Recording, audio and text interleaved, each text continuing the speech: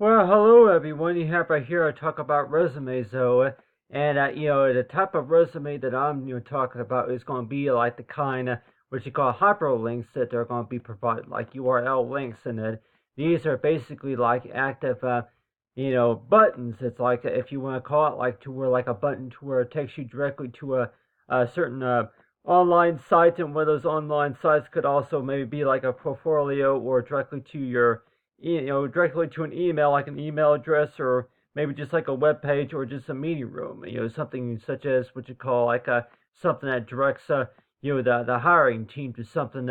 about you that based on if it's profile work or if it's also about maybe the meeting room or something. But really though, that if you were to have something like this, maybe just on paper, then not all the companies are really gonna know exactly what all this means right here. So it's like at the time that when we talk about professional made resumes, that a lot of times it sure seems that way to where when they be called professional, mean to where certain areas to where the hiring teams can better understand about is to where if you're going to have a resume though, it's supposed to explain the skills that you have. So you have here's the skills right down here on the bottom, and let's just say that one of those digital printing right here and using a fax machine. But still though, it I know that based on work experience too, and but I was also thinking too about these hyperlinks, because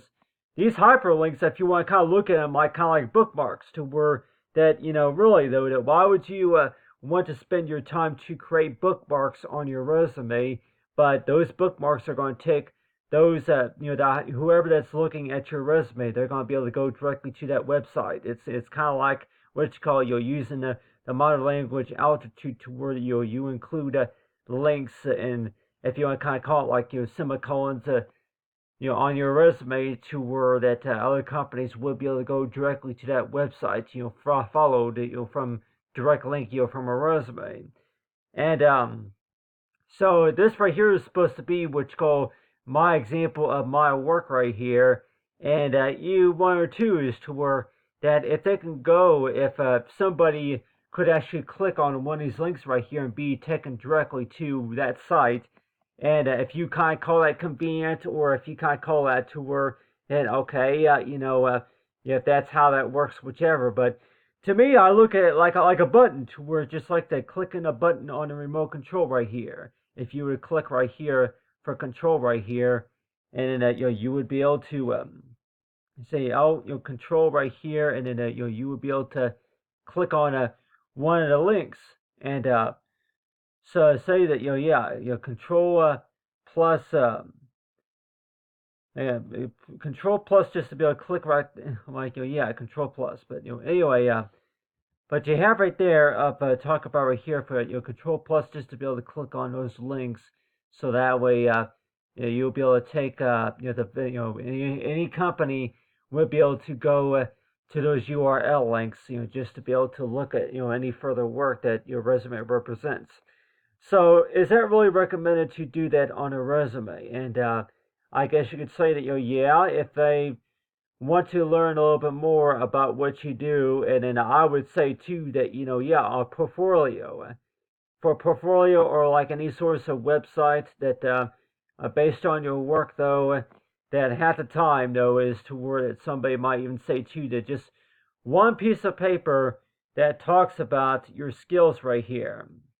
and one piece of paper right here that talks about your skills. And let's just say that a lot of stuff is really hard to understand. That well, here is a link right here to my portfolio. We can go there and actually look at some of the other work that I do, and as well as your email address. And so so let's just say that in case if anybody were to think as to where if you're going to be a student, and then if you have a folder that contains a lot of your schoolwork or something that you're working on, and you're likely thinking too that to where how many companies are really going to notice that your finished work is located on that file, until that they realize it's an active tab. But still, in the meantime, I guess it's going to be what you call like kind of like a closed case, to where that closed case is not going to be open until until somebody realizes, okay, go ahead and click on that tab right there, and it takes you directly to the website. So it's like, yeah, that you have right there is the resume right here, but something that you can use just to polish up the resume. It also be rewritten in like a type of language to where that the companies would be able to better understand about the skills, and as well as your ability to where how you be able to handle if you're applying for a customer service job, or if it's anything working maybe at the help desk or at the service counter, or maybe working in the warehouses, that they're going to be asking you if you're familiar with that, if you're confident of working with the following programs and all that. But still, it mainly talk about right here is hyperlinks, and so yeah, if you're going to include these on a resume, then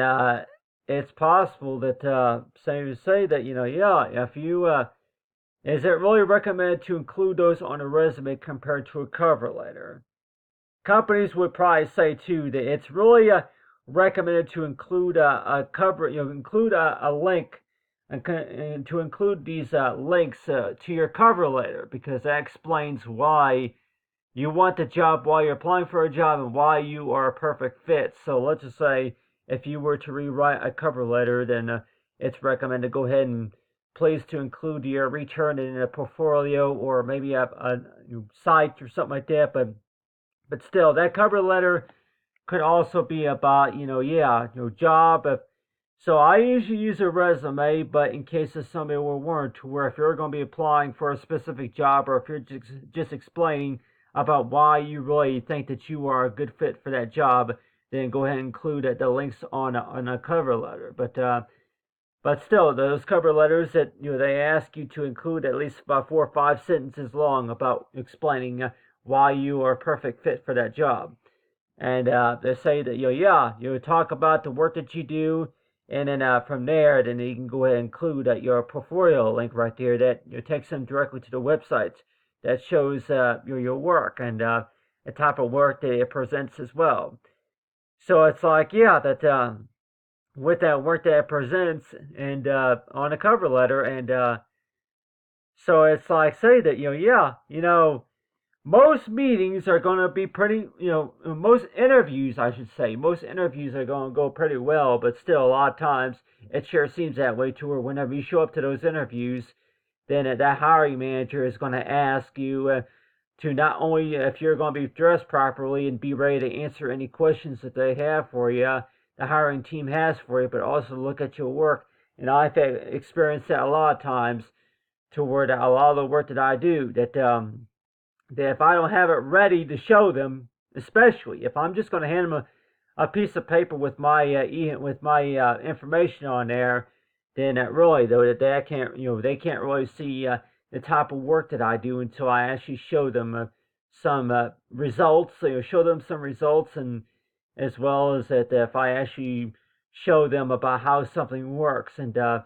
so I know that in case if anybody say that that if you have like the mobile app, then you can show them some of your work on the mobile app, and that's usually what I do.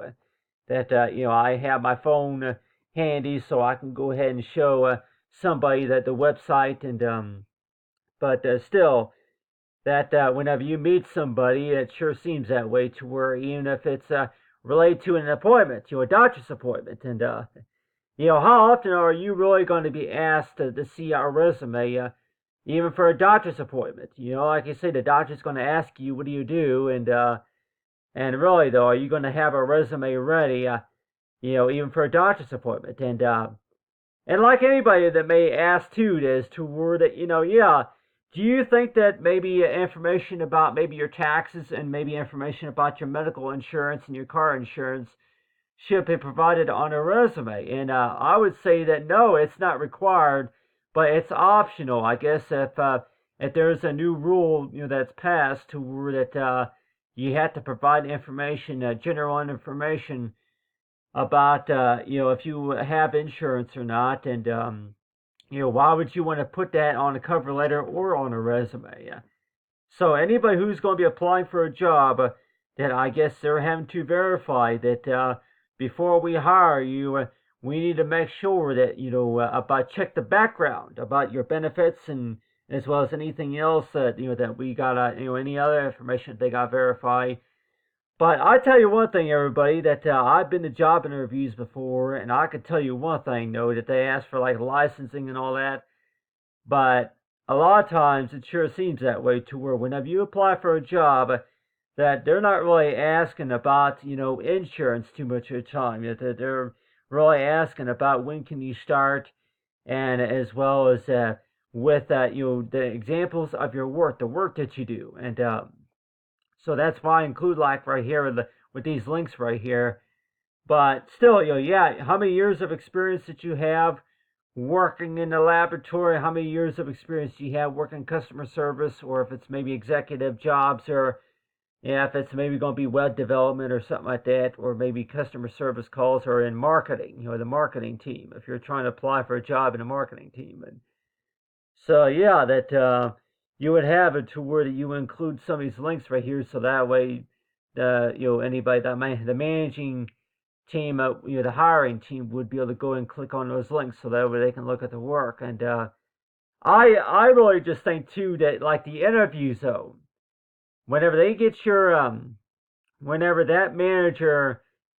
person at the job development team, at the hiring team, whenever they're able to review a resume, that I'm sure that they're probably say too, they want to go over your resume, and if anything, they would like to talk and ask questions directly to you, other than that I could say that, yep, well, I guess that goes by the next question, is to where if a resume supposed to be designed to where that hiring, that company willing to hire you for a job, that they would already have that information. So I guess we just cannot assume to where that as soon as they get your application, as soon as they get your resume, that there's no further questions about what's on the cover letter, other than that they're just a talk in detail about the skills that you're good at, and what this means or what that means, or show us some examples of what you do. And so really though, that I just really think though that resumes are really designed just to kind of introduce your skill, and if you're familiar with a lot of what the company does, and the company is familiar with what you do, but mainly about these links here, because I really think too that most importantly that they say that yeah, it's the email address, and as well as any social media, and then as well as the portfolio. So they say too that portfolios contain would be the sites for companies for who's willing to hire you for a job, and just to provide the information to your portfolio. And so like you say too is to where that try not to yeah, at least one resume that only uses maybe just one document, and just saying is to where just a few basic general source of information, and one of those is going to be your portfolio page. So whenever you look at a portfolio page, and at 102, you see this right here, and companies will probably say that I don't quite understand what all this means right here, but still, at least that they're able to click on these links right here, and then they would be able to be directly directed to that website, so they can see some of the work that you do. And on a resume, some of the work by the person who's willing to hire the candidate. And so that is why that they say to encourage to word that whenever your resume and cover letter are received, and then they'll let you know about follow up about any other source of information. But still, want to know too that for job interviews, and even if it is a doctor's appointment, even if it is a doctor's appointment, that they're going to be asking you about the work that you do. And sometimes whenever our resume is not provided during the time, and some of your work is not provided during the time, and it's like, say, you got to kind of go back to square one, to where it's like trying to find a resume. But anyway, there's basically information about that. But anyway, thanks for watching, everyone. Have a great day.